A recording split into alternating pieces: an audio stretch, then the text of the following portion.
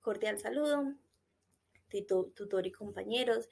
Mi nombre es Lizeth Gutiérrez y actualmente estoy estudiando la tecnología de análisis, costos y presupuestos, y el día de hoy vamos a hablar sobre la línea de escritura que escogí, que es identificar los costos y presupuestos para participar en los proyectos de Ecopetrol, ¿cierto?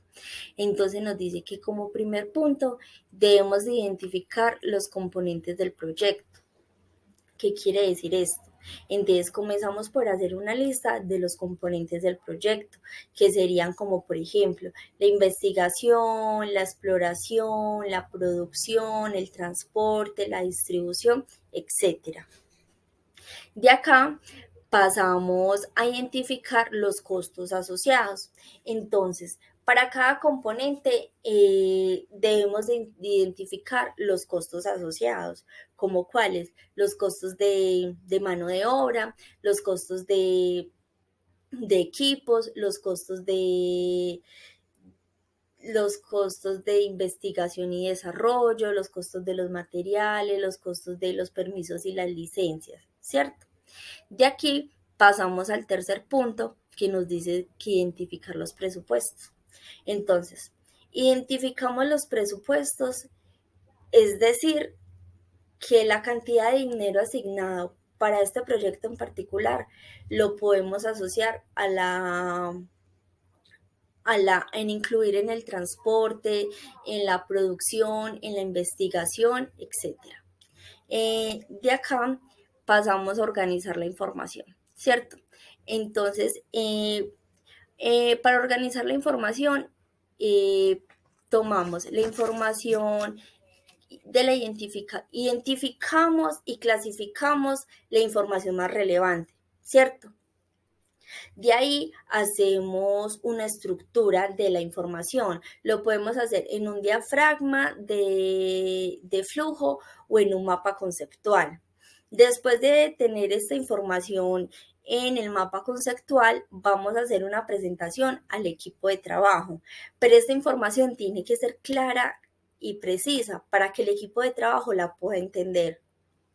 Después de tener esta información detalladamente, la información más relevante la guardamos, ¿cierto? Y se la mantenemos actualizada durante todo este proyecto.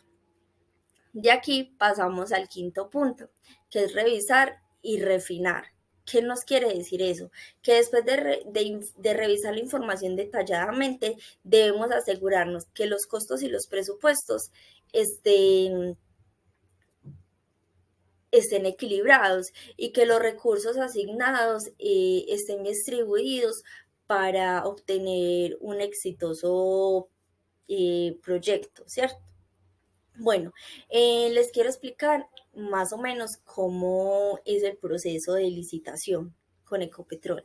Resulta que Ecopetrol tiene una página que se llama Ciproe, pero actualmente ellos están migrando a Ariba. En esta página vamos a encontrar diferentes tipos de proyectos, de compras, ¿cierto? Entonces empezamos a leer los documentos al cual podemos aplicar.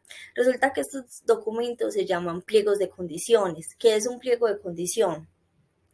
Es el cual nos va a decir exactamente qué necesita este proyecto para ejecutarse, qué equipos necesitan, cuánto personal, si necesitan la instalación de ese equipo, solamente es para suministrarlo, la mano de obra, si tiene que ser un ingeniero en específico. Entonces, detalladamente nos va a decir, después de leerlo, podemos decir, sí, efectivamente sí podemos cumplir con todas estas características, entonces vamos a proceder con la licitación. Resulta que para la licitación nos piden diferentes documentos. En la parte jurídica nos piden el pago a los aportes para fiscales, ¿cierto? De aquí también nos piden el RUT, la Cámara de Comercio, la cédula del representante legal, la certificación de los accionistas, nos piden, perdón, nos piden la prevención de lavado de activos, el certificado de cumplimiento anticorrupción, entre otros. Y también nos piden unos documentos técnicos, que es el catálogo de equipos y por último la propuesta comercial. Resulta que sin, hay discrepancias en en la licitación. Hay preguntas o dudas, dan un espacio para entrar a resolverlas, ¿cierto? Eh, las observaciones que nos haga Ecopetrol tiene un plazo mínimo como de 3 días para darle respuesta. Eh, en los proyectos, dependiendo de la cantidad de dinero que sea el proyecto, piden pólizas. Piden una póliza que se llama póliza de seriedad, que esto quiere decir que la oferta que estoy presentando es la que va a quedar durante todo el contrato.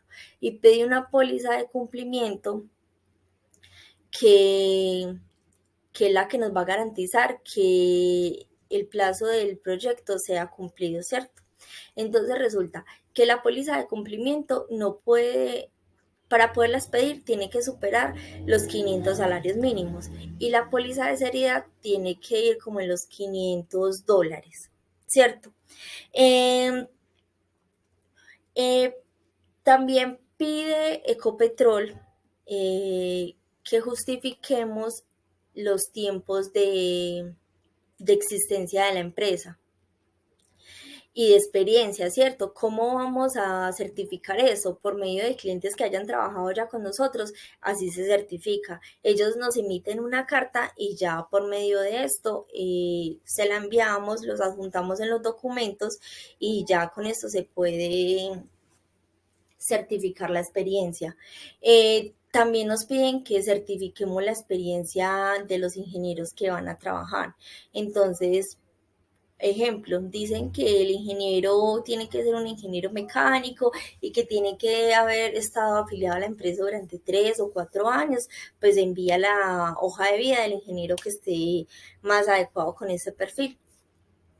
Resulta que si hay dos empresas que quedan empatadas, el empate puede realizarse, se puede desempatar de dos maneras.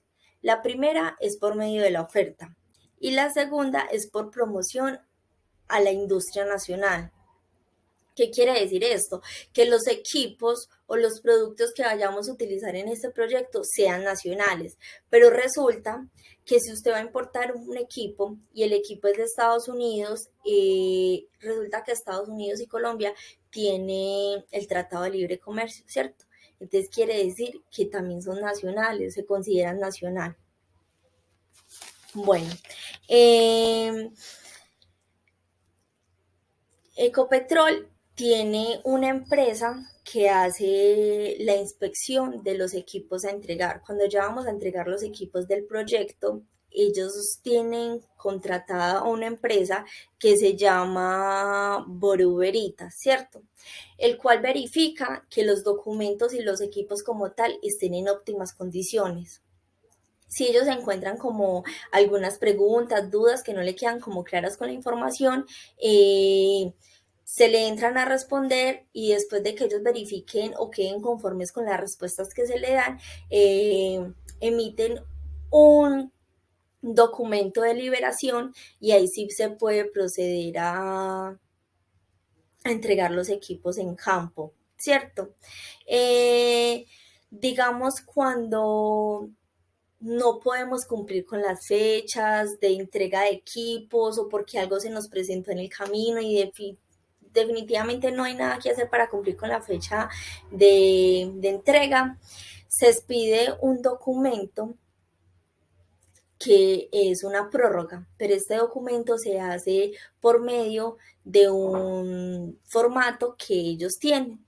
se llena, se explican pues por qué no se puede cumplir con la fecha, se les envía y ya ellos nos dicen si definitivamente nos pueden dar esa prórroga o realmente no hay nada que hacer porque el proyecto lo necesita, ¿cierto? Entonces ya ahí la empresa entra a mirar qué otras opciones se le pueden dar para la ejecución de este proyecto. Bueno, tutor y compañeros, esto es por hoy. Creo que les haya quedado muy clara la información. Muchísimas gracias.